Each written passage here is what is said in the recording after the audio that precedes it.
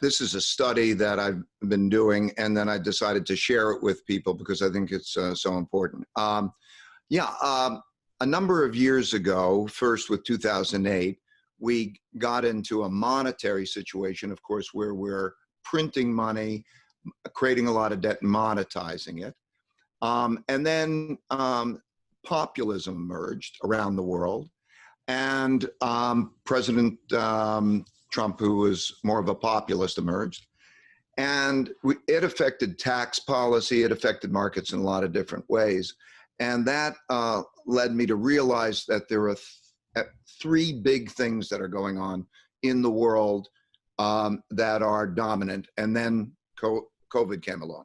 Those three forces are, first, the long-term debt and monetary cycle, which I mean the creating a lot of debt, monetizing it, and the implications of that, which reverberate through the system in terms of all the markets and everything. The second is this conflict, this polarization, this wealth gap, and how we're at each other's throats. And I looked at the wealth gap, and I looked at a lot of measures of conflict going back in time, and I found that they were in the 1930 to 45 period. The printing of money, as I described, and debt monetization was also in the 1930 to 45 period. And the third big influence is the rise of China, so the rise of a great power, challenging an existing great power, the United States.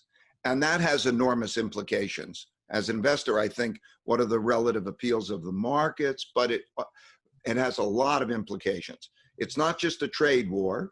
So the markets and everything were reverberating the trade war, the technology war, the geopolitical war in Taiwan and the South China Seas, and then also the capital war. We're seeing that emerge. So those three factors required me to then go back in history. And I wanted to study the rises and declines of reserve currency empires. So I needed to go back far enough that I would have a few. So I had to go back 500 years so I could see the rise and decline of the Dutch Empire and its reserve currency, the rise and decline of the British Empire and its reserve currency, the rise and beginning of decline for the United States and its reserve currency, and China. And so those are the forces, and that's what I did, which you're referring to. And that, by the way, that's available for anybody to read on LinkedIn.